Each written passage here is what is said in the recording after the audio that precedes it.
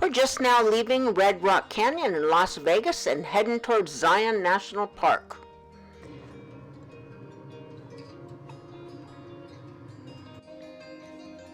We're on I-15, the Virgin River Corridor, which is a hidden engineering marvel.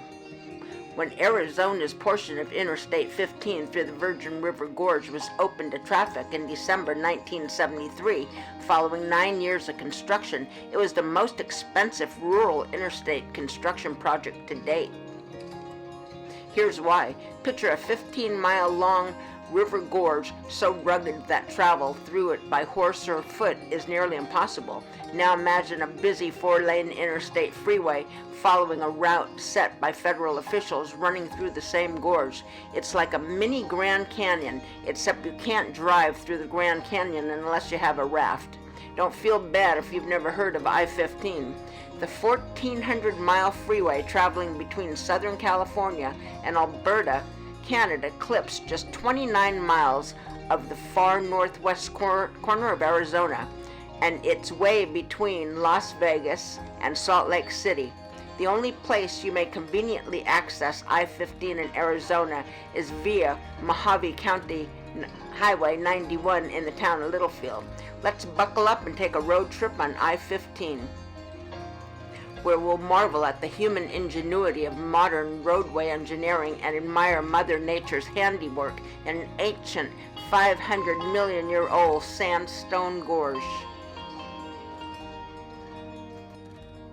Driving through the Virgin River Gorge was fantastic. Now we're heading over to Highway 9. This is Highway 9 going into Zion National Park.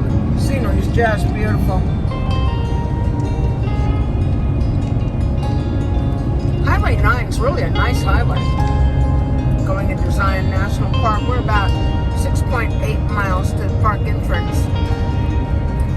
The roads are really, really good all the way up here.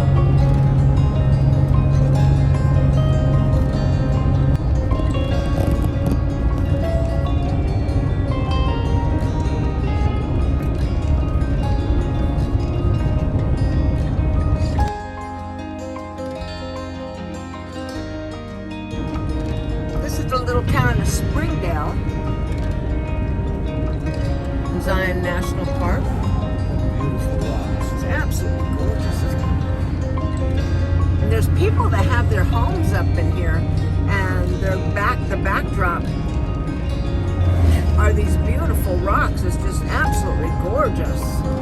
See, these are all the shuttle buses.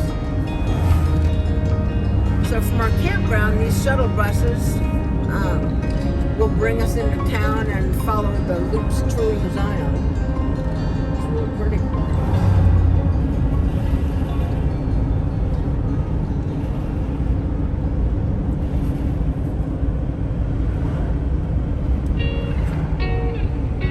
See people getting off and on here?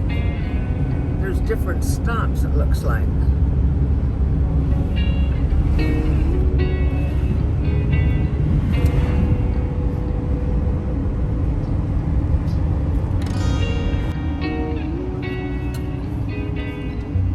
Springdale is pretty big, and there's quite a few shuttle stops all through town.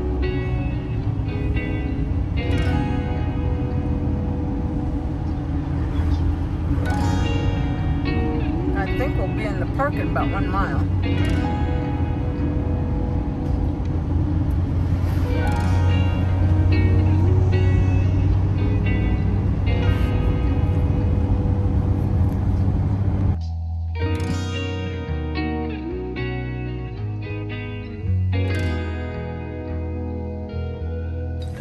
We're here at the Watchman Campground. We just made it to Zion National Park. The Watchman Campground is inside of Zion National Park, and we are in site B23. So we've got a really nice view of the Watchman, and really nice campsite. We're pleased with it. Now our site does not really, hey Ro. Hello. Our site doesn't have much shade, but we've got an awning. We also have electrical where we can use our air conditioning or whatever. But otherwise, it's real nice. Really pleased with our campsite. campsite. So they say don't leave food out because there's hungry squirrels and hungry deer here in the area. So I'm sure they come and get a bit aggressive, I'm not sure. But anyway, our campsite has fantastic views. We've got a picnic table, we've got electrical, we've got a fire pit and a grill. And right over here, across the little road, we have our restrooms, which I think that's really convenient. That was a nice treat. I found out after we pulled in. The restrooms here are very clean. I don't believe we have showers, but we do have flush toilets. Sink to wash your hands and soap. And again, the views here are just incredible here at the Watchman Campground. We've got the river that's walking distance within the campground. We're about a half-mile walking distance to the visitor center and the shuttles. Restrooms. Not bad. There's plenty of restrooms. And again, like I said, the views are really, really nice out here. Watchman Campground, Zion National Park. Oh, it says deer may attack. Do not approach deer. Do not touch or pick up a deer. Fawn, the mother will return. Okay. And we have a nice cleaning station here.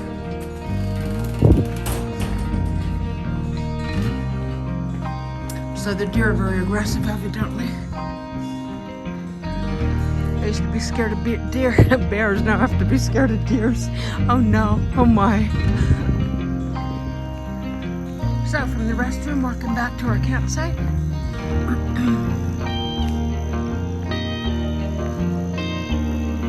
And again, we're in the B Loop, site number 23.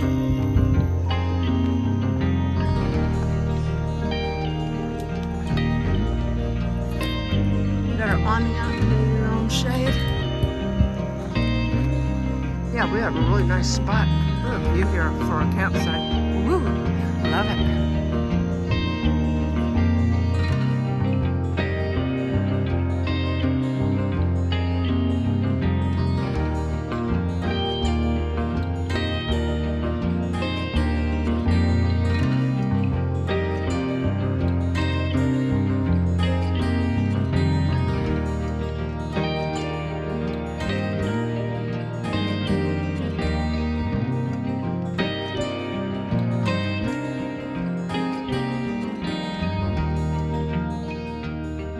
I'm up here at Zion National Park, and we are having hamburgers tonight, and I'm frying up my hamburgers with bell peppers and sliced onions, salt, pepper, and garlic on my meat.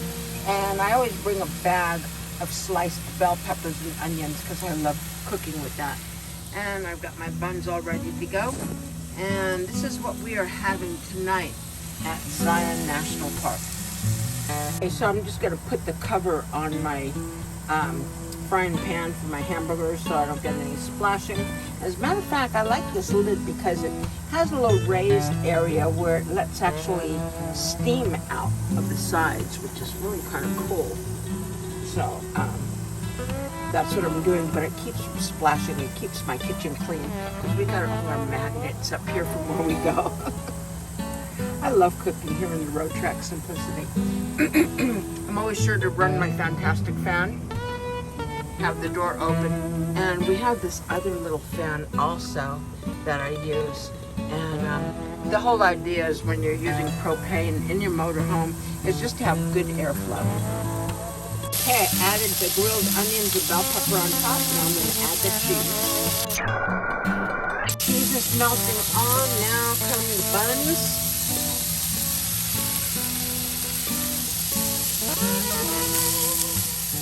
We only have one hamburger piece. We'll split the rest without the bun, only because we don't like to eat so much bread. The other 2 halves of the buns are heating in the microwave for 30 seconds, just to warm them up. Change that to the microwave for 10 seconds. So me and Ron called this the Zion Burger. Hello?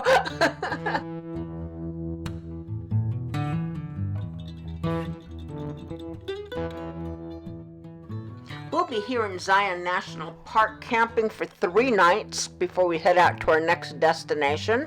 So we've got a lot of deer coming through the campground, which is really cool, usually in the early morning and afternoons. And so we have a few things planned for the next couple days. And if you stick around, you can see what we're going to be doing. Our first day that we get into the park, we usually just set up camp, kind of chill and relax after the long trip arriving, and then we get up early the following morning. And what we're planning on doing today is hopping on some shuttles. We're going to go and see the visitor center and go to Zion Outfitters and see what they have there. That's like the big thing. So that's like a half-mile walk from Watchman Campground, and there's also a brewery there that we're going to check out for lunch. We're getting ready for our morning hike. We're heading over to the shuttles, but this is right behind our campsite. What an amazing view. Just really amazing.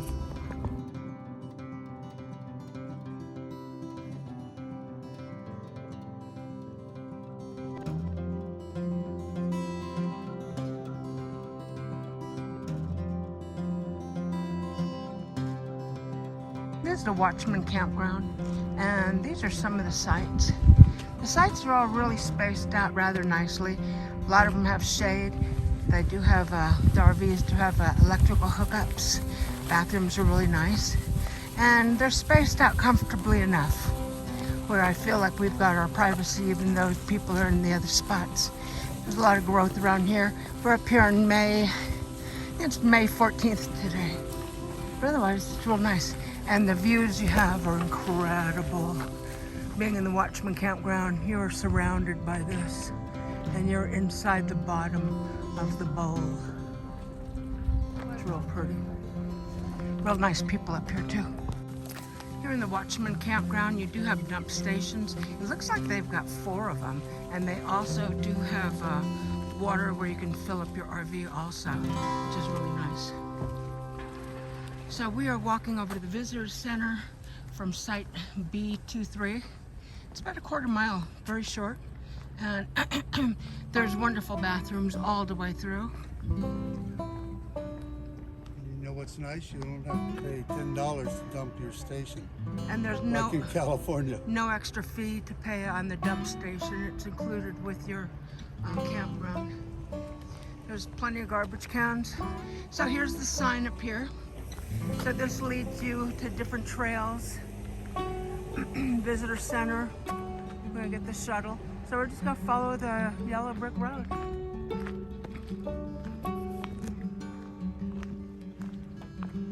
Everything is designed so well in this Watchman Campground. But you know, you've got people that come in from all over the country to RV here and see the national parks. So they've really got it dialed in. All over the world. Yeah, all over the world, all over the country. This is the parking area for the Visitor Center. It's really big.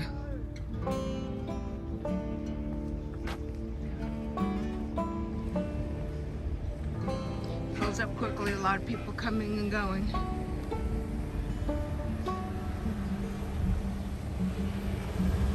Stop parking. Really a busy little place here. And they've got these wonderful walking trails all the way to the Visitor Center that's shaded by trees, which makes it a pleasure. We're at about 83 degrees out here right now. If I said the date, it's May 14th that we're out here. Now it's May 14th. We've been out here already for a night. But the weather's 83 degrees. Really comfortable. At nighttime it got a little windy, but that was no big deal. We slept so good. I slept till 8 o'clock this morning. I never sleep in like that. Okay, entering the Visitor Center. They have a park store. They do not sell water in there, but they do have a fill-up station for your water bottles. They have restrooms here.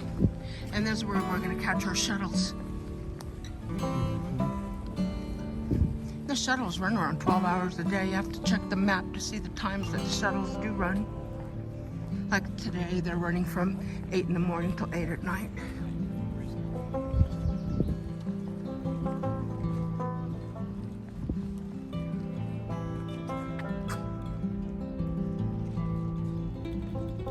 Look at the buildings just blending beautifully with the landscape. Look at that with the rock. Beautiful. It's really nice. So we're on our way to the shuttles. They have a bookstore. Here's your information center. Bookstore and a gift center here. Has your weather, all the information. Permits. Oh, here we go. And there's the, yeah. Huh?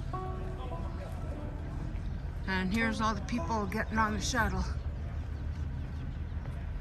Probably a little bit of a wait, I'm sure. I don't know.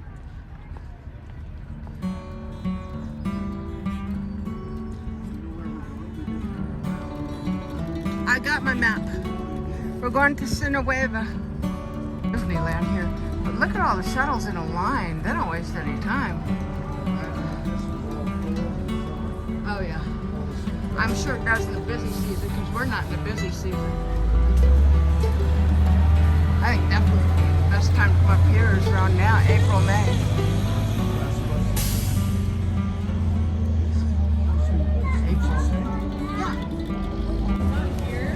Getting on the shuttle. Oh yeah, yeah. Yeah, that's pretty rare.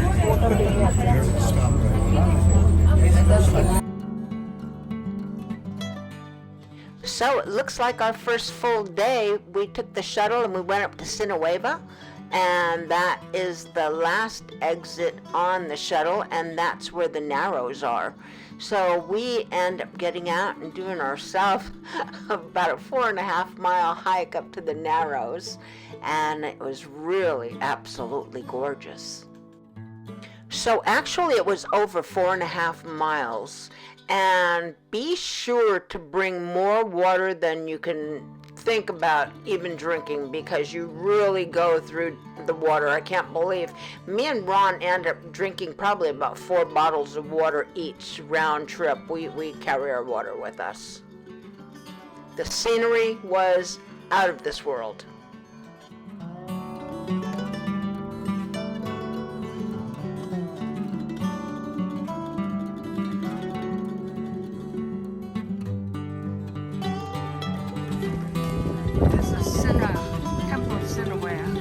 Trail that people are taking to go to the Narrows hike. So we're going to take the trail as far as we can go. I really wish that we did this when we were young. It's incredible. I would have loved to hike the Narrows. But unfortunately, we can't do that anymore. But it's still absolutely gorgeous up in here. Temple of the Sinawava.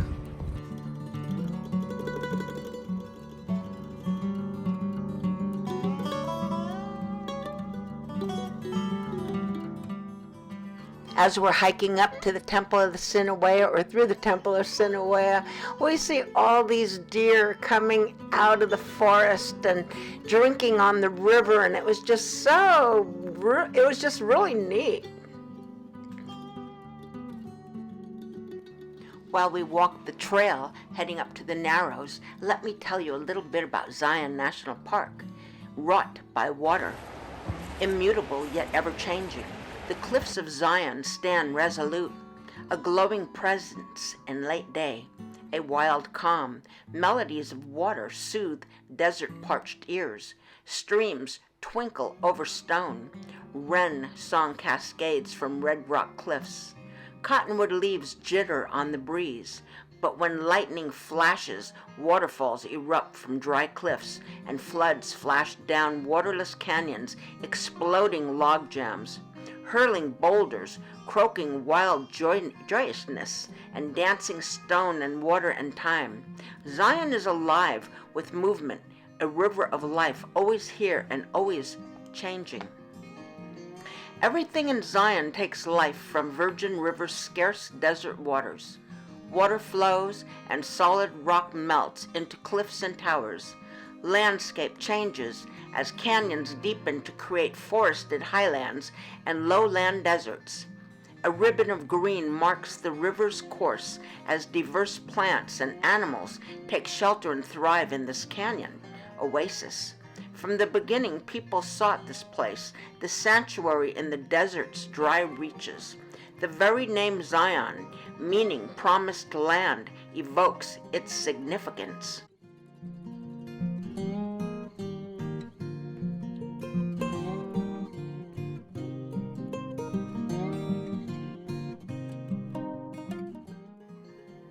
More than the river's music and the soaring heights alone, Zion's nature multiplies with each slope, aspect, and soil type, with each minute change in precipitation temperature. Add to these influences species from nearby ecosystems, and Zion becomes an assemblage of plants, and thus of animals, found nowhere else exactly like this. Although the southwestern desert may look homogeneous, each fold, wrinkle, bend, slope, mesa top, and canyon bottom creates its unique conditions. This unlikely desert harbors a mosaic of environments, each fine-tuned to place. Welcome to the one called Zion. It's ironic in this seemingly unending desert that water creates most of what we see. North of Zion, rain falling on the 11,000-foot-high Colorado Plateau races downhill, slices Zion's relatively soft layers, and pushes its debris off the plateau's southern edge. This edge is not abrupt, but it steps down in a series of cliffs and slopes known as the Grand Staircase. Above Zion, topping the staircase, Bryce Canyon's crenellated edges form as water trickles off the plateau. Below Zion, Grand Canyon forms the lowest rung into which 90% of Colorado Plateau waters run. Zion's gathered waters, known as the Virgin River, traverse Mojave Desert lands and join the Colorado River in Lake Mead's handmade basin before completing their Pacific-bound journey.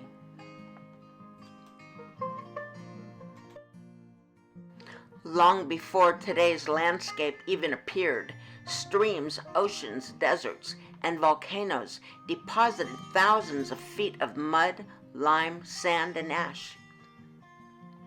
The immense pressure and heat of accumulating sediments turned lower layers to stone. Later, underground forces uplifted the Colorado Plateau. A 130,000 square mile mass of rock over 10,000 feet above sea level.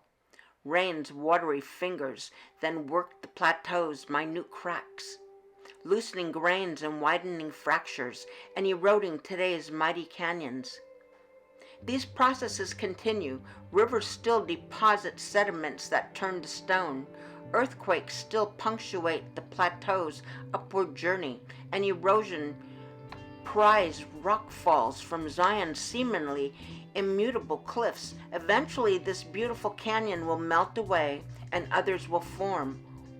All it takes is time.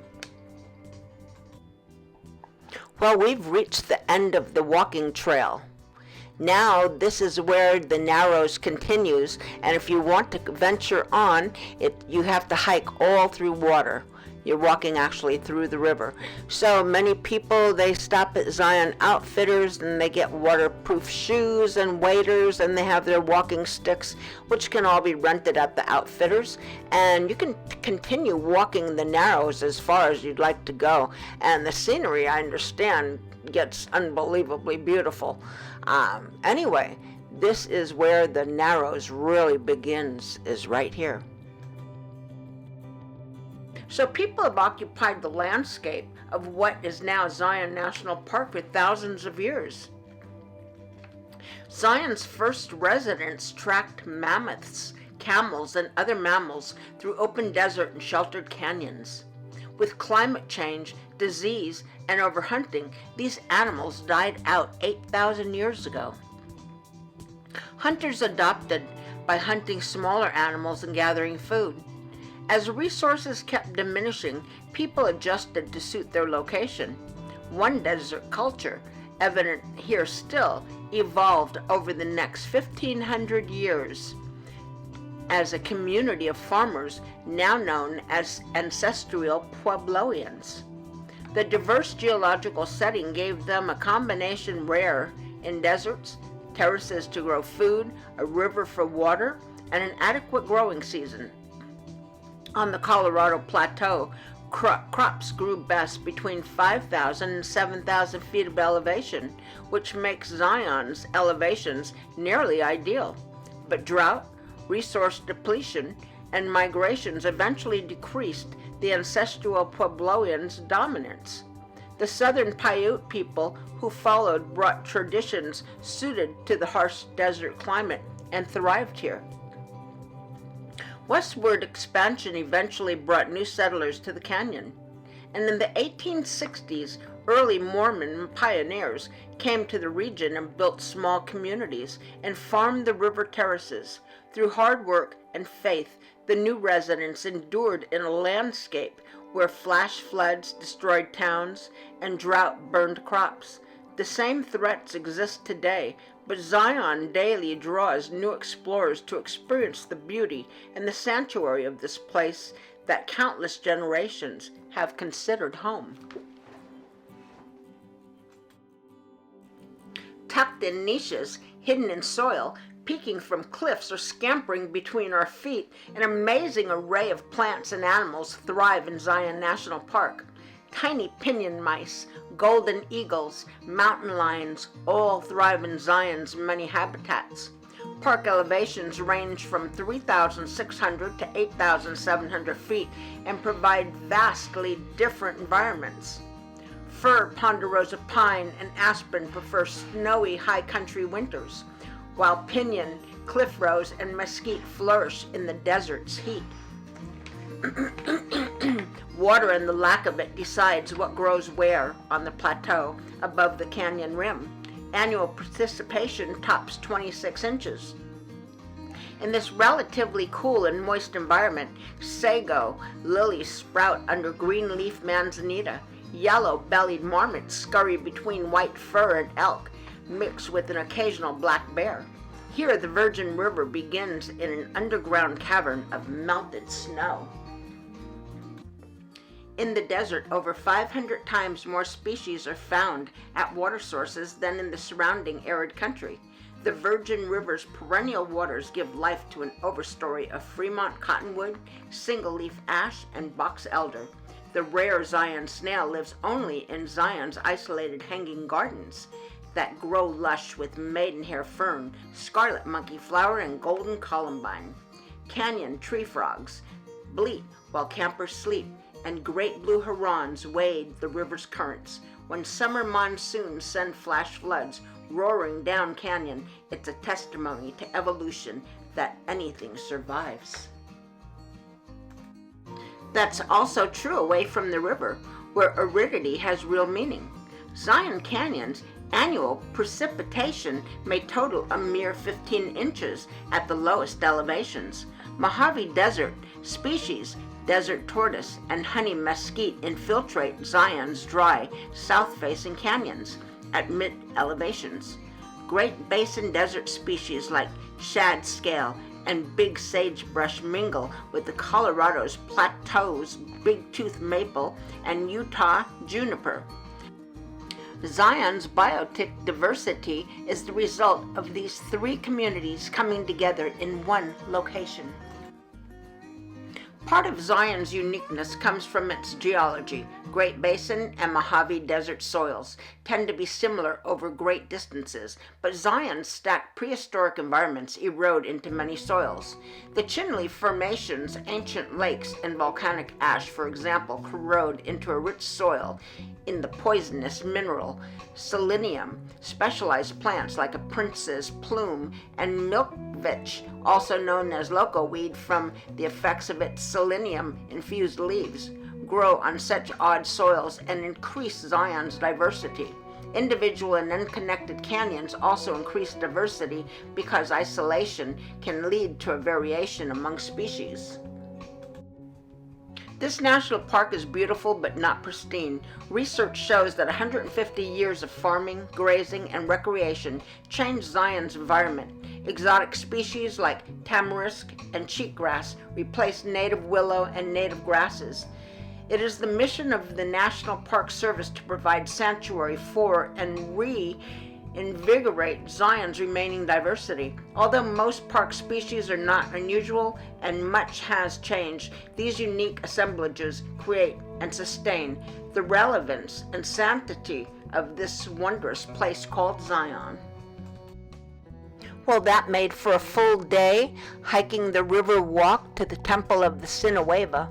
Anyway, next day we take the RV and we drive, maybe about a mile out of the park, and we're heading over here to the Zion Outfitters, and this is where we go inside and we buy some tokens, and they have some fantastic showers there. So we thought we'd take a really nice shower, and then we head over to the Zion Brewery, and we have a really wonderful lunch.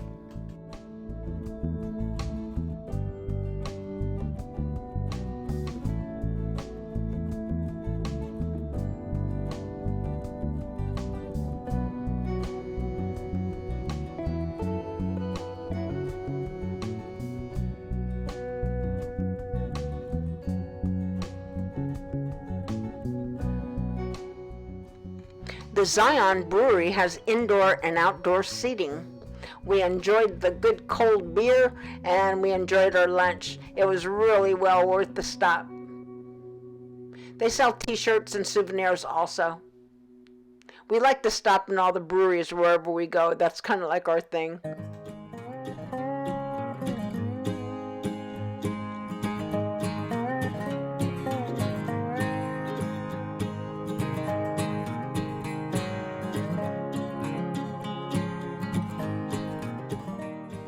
After a nice lunch over at the Zion Brewery, we head back to our campsite and we walk over to the Virgin River. And we end up spending the rest of the day out there on the river.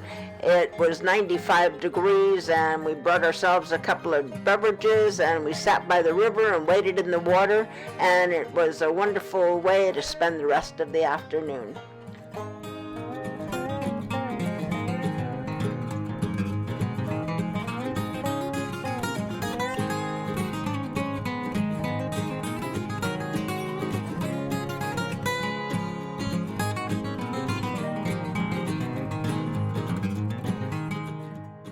Zion National Park was really a fantastic experience. The scenery is just jaw-dropping wherever you go in Zion, and we had a really fantastic time here. Well, it's time for us to move on to our next national park. We had a great time here, and I hope you enjoyed our video. I know it was a bit lengthy, but I tried to get everything in there. Anyway, if you did enjoy the video, please subscribe, and that way you'll be notified when we place new content. Have a great day and happy RVing. Oh, and hey, I forgot to mention, I even had time to do a small painting while sitting around in our campsite. It was a lot of fun.